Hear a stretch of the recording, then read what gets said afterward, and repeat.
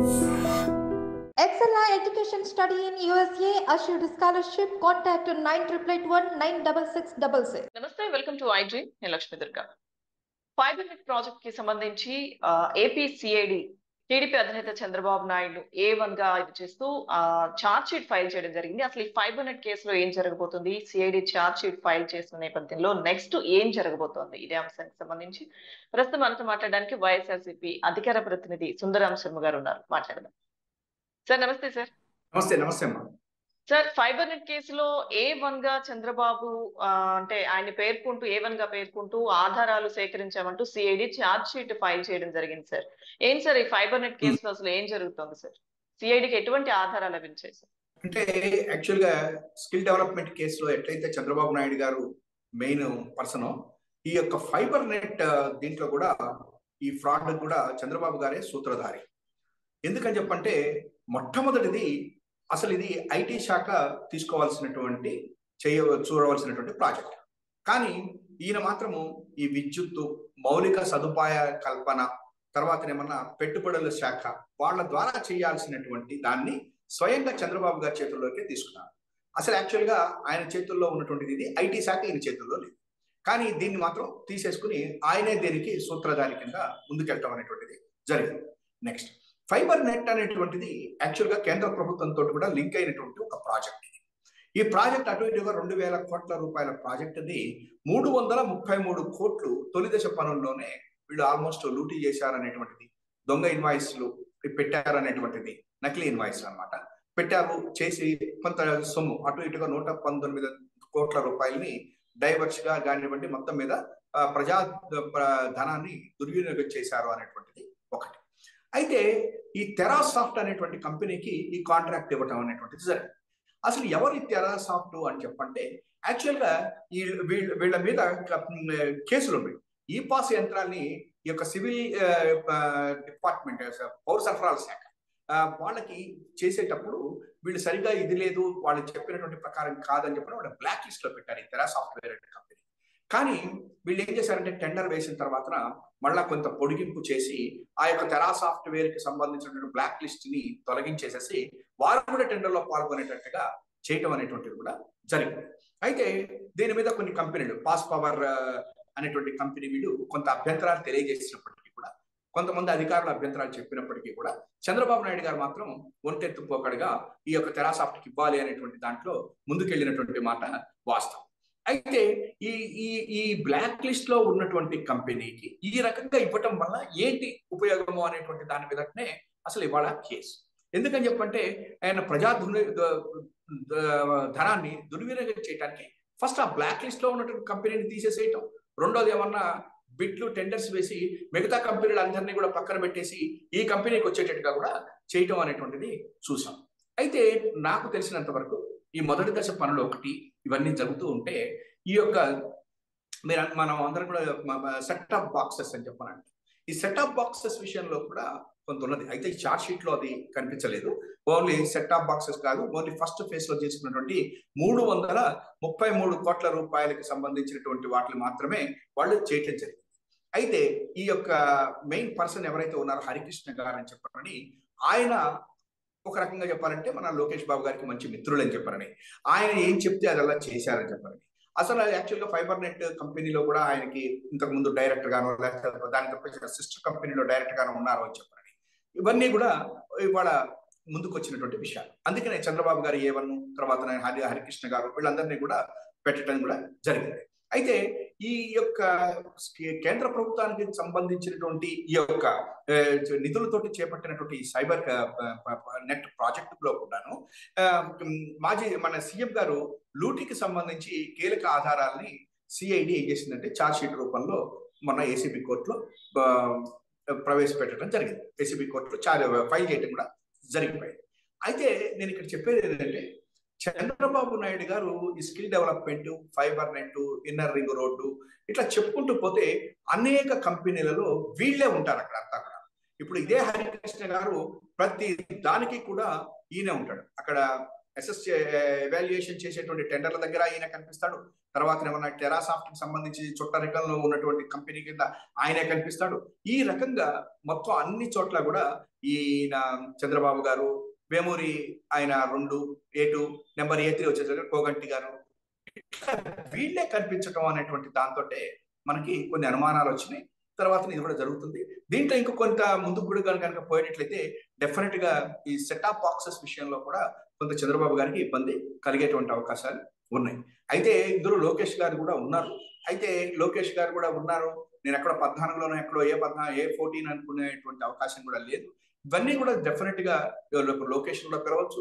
ఈ కేసులో మరి ఏ రకంగా ముందుకెళ్తుంది సిఐడి అని చెప్పారంటే, ఒకటి మాత్రం పూర్తి ఆధారాలు మాత్రం వాళ్ళ సిఐడికి వచ్చినాయి. దాంతో చంద్రబాబు గారిని A1 కింద పెట్టి చేయడం జరిగింది. అందుకనే ఈ కేసుల నుంచి చంద్రబాబు నాయుడు గారు తప్పించుకోలేరు ఆయన. ఎందుకనంటే పూర్తిగా ఆయనే ఇరుక్కుపోయారు. ఇప్పుడు జనరల్ గా కింద ఉన్నటువంటి ఆఫీసర్లు, అధికారులు వాళ్ళు చేసేటువంటి వాటికి చీఫ్ మినిస్టర్ కి సంబంధం ఏమిటని అనొచ్చు మనం. కానీ ఇవన్నీ కూడా జరిగింది ఏంటంటే వాళ్ళ అధికారులు చెప్తున్నా కూడా వినకుండా ఈయనే చేశాడు. అక్కడ ఇంకొకటి జరిగింది. అసలు ఇప్పుడు అది ఏం చేశారంటే కరెంటు స్తంభాలకి వైర్లు కట్టడం. అసలు యాక్చువల్గా కేంద్ర ప్రభుత్వం చెప్పింది ఏంటంటే ఇంటర్నల్ భూమి లోపల నుంచి ఆ కేబుల్స్ వేయాలి అని చెప్పారు. కానీ ఈయన ఏం చేశాడంటే కరెంటు స్తంభాలకు కట్టేసుకుంటూ వెళ్ళిపోయారు. తర్వాత నాకు కొంతమందిని బెదిరించి అక్కడ ఉన్నటువంటి సిటీ కేబుల్ ఇట్లా ఉంటారు కదా, వాళ్ళందరి దగ్గర నుంచి కూడా తీసుకోవటము. ఇదంతా కూడా ఒక రకంగా చెప్పాలంటే చంద్రబాబు గారి బొమ్మ కనిపించాలి, మన పొద్దున్న లేవగానే చంద్రబాబు గారికి కనిపించాలి అని చెప్పాలనే ఉద్దేశంతో. రెండోది ప్రతిపక్షాలు ఏవి కూడా కనిపించకుండా చేయాలి, ప్రతిపక్షాల యొక్క న్యూస్ వార్తలు ఏవైతే ఉన్నాయో అవి ప్రజలకు వెళ్లకుండా చేయాలి అనేటువంటిది ఇంకొక రకమైనటువంటి దాని ఏమంటారు ఒక ఎత్తుగడ. వీటితో పోవటం డబ్బులు ఒకటి, రెండోది పార్టీ పరంగా, మూడోది ఏమన్నా ఈ ప్రతిపక్షాలను నొక్కేయాలనేటువంటి 3 కూడా ఈ ఫైబర్ నెట్ స్కామ్ లో ఉన్నాయి. కాకపోతే ఛార్జ్ షీట్ ఫైల్ చేసింది మాత్రం ఈ అవినీతి ఆరోపణ మీద చేయడం జరిగింది. Yeah sir, fibre net case కి సంబంధించి ఇప్పుడు మరి ఛార్జ్ షీట్ ఫైల్ చేశారు. ఇవన్నీ ఇలా ఉంటే అంటే వాళ్ళు ప్రతిపక్షం చెప్తున్నది సార్, ప్రభుత్వ భూములని వైసీపీ కార్యాలయాల పేరిట కబ్జా చేస్తున్నారు, దోచుకుంటున్నారు అన్నట్టు కథనాలు వస్తున్నాయి కదా సార్. మరి అంటే యాక్చువల్ గా ఈ ప్రభుత్వ భూములు వీటిల కబ్జాలు అనేటువంటిది ఇవాళ ఈనాడు పేపర్ లో వచ్చినటువంటి మాట వాస్తవం, మెయిన్ హెడ్డింగ్. ఎందుకంటే వీళ్ళు రోజుకి ఒక అంశం తీసుకుని చేస్తా ఉన్నారు. అయితే పొలిటికల్ పార్టీస్ కి వాళ్ళకి కావాల్సినటువంటి స్థలాలని అంటే పార్టీ ఆఫీసుల కోసం ఇవ్వటం అనేటువంటిది ఎప్పటి నుంచో ఉన్నటువంటి ఒక పాలసీ. అట్లాగే సుప్రీంకోర్టు కూడా నాకు గుర్తున్నంత వరకు దాని మీద ఎటువంటి పెద్దగా అభ్యంతరాలు తెలిపినట్టుగా కూడా నాకు గుర్తులేదు. కానీ చంద్రబాబు నాయుడు గారు వచ్చిన తర్వాత ఏం చేశారంటే ఈ ల్యాండ్ అలాట్మెంట్ అనేటువంటిది తెచ్చుకున్నారు. అది ఎందుకు తెచ్చుకున్నారు అని చెప్పారంటే అమరావతి మిగతా డిస్ట్రిక్ట్స్ అన్ని చోట్ల కూడా విలువైనటువంటి భూముల్ని ఒక రకంగా కాజేయాలని చెప్పనేటువంటిది ఉద్దేశం. ఎందుకంటే ఇప్పుడు జనరల్ గా అన్ని పార్టీలు ఉన్నాయి రాష్ట్రంలో, అందరికీ కూడా సంబంధించి అన్ని పార్టీలకి కూడా పార్టీ ఆఫీసులు వచ్చేటువంటి పద్ధతిలో కనుక చేస్తుంటే మనం ఎవరో ఏమనేవాళ్ళం కాదు. కానీ ఈయన అట్లా కాకుండా ఏం చేశారంటే ఒక జీవో ఇష్యూ చేశారు. ఆ జీవో ప్రకారం ఏంటంటే ఇప్పుడు ఈయన రాశాడు 33 సంవత్సరాలకి లీజుకి ఇస్తారా అని చెప్పని. యాక్చువల్గా జీవో ప్రకారం కూడా ఏంటంటే 33 సంవత్సరాల వరకు ఫస్ట్ లీజుకి ఇస్తారు. దాని ఎక్స్టెన్షన్ అప్ టు 99 years వరకు కూడా ఉండొచ్చు. నామినల్ వాల్యూ ఎంత? 1000 రూపీస్ మాత్రమే. నామినల్ వాల్యూ 1000 రూపీస్ మాత్రమే వాళ్ళు కట్టాలి. ఆ రకంగా చంద్రబాబు నాయుడు గారు ఏం చేశారు, ఒక పెద్ద స్కెచ్ గీశారు. ఇప్పుడు ఎట్లయితే ఈ యొక్క స్కామ్ లాగా దాని ప్రకారం ఏం చేశారంటే 50% అబౌవ్ కనుక అసెంబ్లీలో స్ట్రెంత్ ఉన్నటువంటి పార్టీలు ఎవరైతే ఉన్నారో ఆ రోజున అంటే ఆజ్ ఆన్ ద డేట్ అంటే అప్పుడు రాష్ట్ర 2014-19లో ఎవరికైతే 50% అబౌవ్ స్ట్రెంత్ ఉన్నటువంటి వాళ్ళకి ఒక ఏ కేటగిరీ అని చెప్పాలి. అట్లాగే బిలో ఉండి 25 to 50 ఉన్నటువంటి వాళ్ళకి బి కేటగిరీ. దానికంటే బిలో ఉన్నటువంటి 25 కంటే బిలో స్ట్రెంత్ ఉన్నటువంటి పార్టీల ఆఫీసుకి వాళ్ళకి సి కేటగిరీ కింద చేశారు. దీంట్లో ఎంతటి ఇదంటే చంద్రబాబు నాయుడు గారు ఏ కేటగిరీలోకి వస్తుంది, ఒక్క తెలుగుదేశం పార్టీ మాత్రమే ఏ కేటగిరీలోకి వస్తుంది. వైఎస్ఆర్సీపీ రాదు, సిపిఐ రాదు, సిపిఎం రాదు, కాంగ్రెస్ రాదు, బీజేపీ రాదు, ఎవరు రాదు. ఈ రకంగా చేసేసి ఏం చేశారంటే అమరావతిలో 4 ఎకరాలు వాళ్ళకి అంటే ఈ ఏ కేటగిరీలకు వచ్చేటువంటి వాళ్ళకి 4 ఎకరాలు అమరావతిలో భూములు.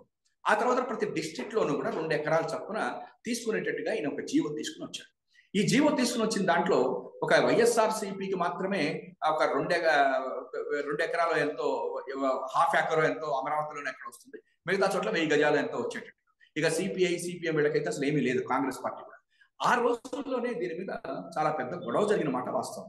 మేము కూడా లెటర్స్ రాసాం అప్పుడు. మేము కూడా అది అసలు కంప్లీట్ డిస్క్రిప్షన్ చంద్రబాబు నాయుడు గారి చేతుల్లో పెట్టుకున్నాడు.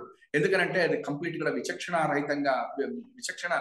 ఇది లేదు దాని మీద అని చెప్పడం కూడా జరిగింది మేము. అయితే ఇక్కడ చంద్రబాబు గారి యొక్క ఉద్దేశం ఏంటంటే అమరావతిలో 4 ఎకరాలు అంటే ఒక్కసారి మనం ఆలోచించండి.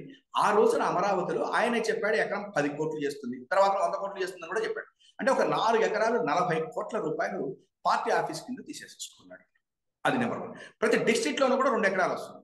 అంటే ప్రభుత్వ స్థలాలు ఎక్కడైతే మెయిన్ ప్లేస్ లో ఉన్నదో ఆ రకంగా తీసుకోవటం అనే దానికి సంబంధించి జీవో ఇష్యూ చేసినటువంటి వ్యక్తి ఎవరు అంటే నారా చంద్రబాబు నాయుడు. అయితే ఇవాటి రోజున అక్కడ ఆ రోజు చంద్రబాబు గారి సమయంలో ప్రైవేట్ వాళ్ళ దగ్గర నుంచి కూడా స్క్వేర్ ఫీట్ 20 రూపాయలు చొప్పున తీసుకున్నారు. స్క్వేర్ ఫీట్ 20 రూపాయల చొప్పున ఆ రోజున తీసుకున్నాను. తీసుకుంటే ఏమవుతుందంటే మీకు ఒక ఎకరానికి వచ్చేసరికిలా 1.04 crore పర్ ఏకర్ ప్రభుత్వం చెల్లించింది. కానీ ఈయన తీసుకున్నది ఎంత అంటే ఈయన లీజ్ ఇచ్చేది 1000 రూపాయలు మాత్రమే. 4 ఎకరాలు తీసేసుకున్నాడు ఎకరానికి. అంటే ఇది ఒక రకమైనటువంటి ప్రతిదీ ఫ్రాడే, ప్రతిదీ అవినీతి. ఈ యొక్క దీన్ని కూడా చేశారు. అయితే ఇవాళ ఈనాడు గారు రాసింది ఏంటంటే అదేదో 33 సంవత్సరాలకి జగన్మోహన్ రెడ్డి గారు ఏదో చేస్తున్నట్టు, 1000 రూపాయలే కడుతున్నట్టు, ప్రజా ప్రయోజనాలకు సంబంధించినటువంటి వాళ్ళకి ఇవ్వనట్టుగా వీళ్ళు తీసుకుంటున్నట్టు రాసి ఇవాళ మనందరికీ కూడా ఒకటి గుర్తు చేసింది ఏంటంటే ఇటువంటి జీవో తీసుకొచ్చినటువంటిది తెలుగుదేశం పార్టీ. ఆ తెలుగుదేశం పార్టీ తీసుకొచ్చిన తర్వాత ప్రతి ఒక్కరికి కూడా ఇచ్చేటువంటి అవకాశం, తీసుకునేటువంటి అవకాశాలు ఉంటాయి. కాబట్టి దాని ప్రకారం వైఎస్ఆర్సీపీ తీసుకుంటే దాన్ని మాత్రం హైలైట్ చేశాడు. కానీ చంద్రబాబు గారి సమయంలో జరిగినటువంటిది హైలైట్ చేయాలి. ఇక్కడ ఇంకోటి కూడా ఉంది. మంగళగిరి, మా గుంటూరు దగ్గర ఉన్న మంగళగిరి పార్టీ ఆఫీస్ ఉంది. ఆ మంగళగిరి పార్టీ ఆఫీస్ స్థలానికి సంబంధించి పొల్యూషన్, పర్యావరణ ఇది సరిగ్గా నిబంధనలు లేదు అని చెప్పారని సుప్రీంకోర్టులో కేసు రావటం, దాని మీద నోటీసులు ఇవ్వటం కూడా ఆయనకి ఉన్నది. అట్లాగే నాకు నిన్నటి దాకా చూశాను దస్పల్లా భూములు గురించి పెద్దగా మాట్లాడాడు. వాళ్ళ దస్పల్లా భూములు ప్రైవేట్ వాళ్ళకి అయిపోయినాయి. ప్రభుత్వం సుప్రీంకోర్టులో కేసు వీగిపోయింది ప్రభుత్వం తరఫున, కాబట్టి ప్రైవేట్ వ్యక్తులది. కానీ కోర్టులో ఉన్నప్పుడే నాకు గుర్తున్నంత వరకు 2001లోనే ఒక 2000 గజాలు దస్పల్లా భూముల్లో నుంచి తీసుకుని పార్టీ ఆఫీస్ కట్టేసుకున్నాడు. అంటే చంద్రబాబు గారు కనుక చేస్తే ఒకటి, చంద్రబాబు గారు కాకుండా ఇంకెవరన్నా చేస్తే ఇంకొకటి. ముఖ్యంగా ఈ జగన్మోహన్ రెడ్డి గారి మీద రోజుకు ఒక అంశం మీద వస్తూ ఇవాళ ఈ పార్టీ ఆఫీసులు ఆయన కట్టుకున్నటువంటిది మాట్లాడాడు. కానీ యాజ్ పర్ రూల్ మనం తీసుకోవటం జరిగింది. ప్రభుత్వ స్థలాలనే మనం తీసుకుంటాం. ఎన్టీఆర్ ట్రస్ట్ ఎక్కడుంది? మీ హైదరాబాద్ లో. అది ఎక్కడుంది? బంజారా. అదే ప్రభుత్వ స్థలమే. చంద్రబాబు గారు ముఖ్యమంత్రి, చంద్రబాబు గారు ఎన్టీఆర్ ట్రస్ట్ చైర్మన్ గారు ఉత్తరం రాశారు ముఖ్యమంత్రి గారికి, ముఖ్యమంత్రి గారు ఎస్ అన్నారు. అంటే 2 ధృతాపాత్ర వినయం ఎన్టీ రామారావు గారి సినిమాల్లో చేస్తే మన చంద్రబాబు నాయుడు గారు 2 ఆయనే చేసేసుకున్నాడు. ఇటు చైర్మన్ అటు అది చేసుకుని మరి ఇవాళ ఎన్టీఆర్ ట్రస్ట్ ఎట్లయింది? అసలు ఇంకొక ఆరోపణలు కూడా వచ్చినాయి. ఎన్టీఆర్ ట్రస్ట్ ఎల్ఎన్టీ వాళ్ళకి ఇచ్చాడు చంద్రబాబు నాయుడు గారు కన్స్ట్రక్షన్ కి అని అప్పుడు ఆ రోజుల్లో ఆరోపణలు వచ్చినాయి. అది నిజం అబద్ధం మనకు తెలియదు. అంటే ఏంటి, ఆయన చేసిన ప్రతిదీ కూడా అవినీతి. ఆ రకంగానే ఇవాళ మన మీద రాశాడు. మా వైఎస్ఆర్సీపీ తీసుకుంటున్నటువంటి పార్టీల యొక్క దీని మీద రాశారే తప్ప నిజానికి అది ఆయన ఇచ్చినటువంటి జీవో, ఆ జీవో ప్రకారమే ప్రభుత్వం వస్తుంది. లేదంటే చంద్రబాబు గారు చెప్పాలి ఆ జీవో క్యాన్సిల్ చేసేయండి, నేను కూడా వెనక్కి ఇచ్చేస్తానని చెప్పాలి. అంతే కదా. నువ్వు తీసుకొచ్చినటువంటి జీవో మేము ఇవాళ ఇంప్లిమెంట్ చేస్తుంటే అది చేయడానికి వీలు లేదు, మీరు తీసుకోకూడదు, నేను ఒక్కడే తీసుకుంటాను అనేటువంటిది కుదరదని చెప్పాను నేను అనుకుంటున్నాను. Thank you sir. Thank you so much.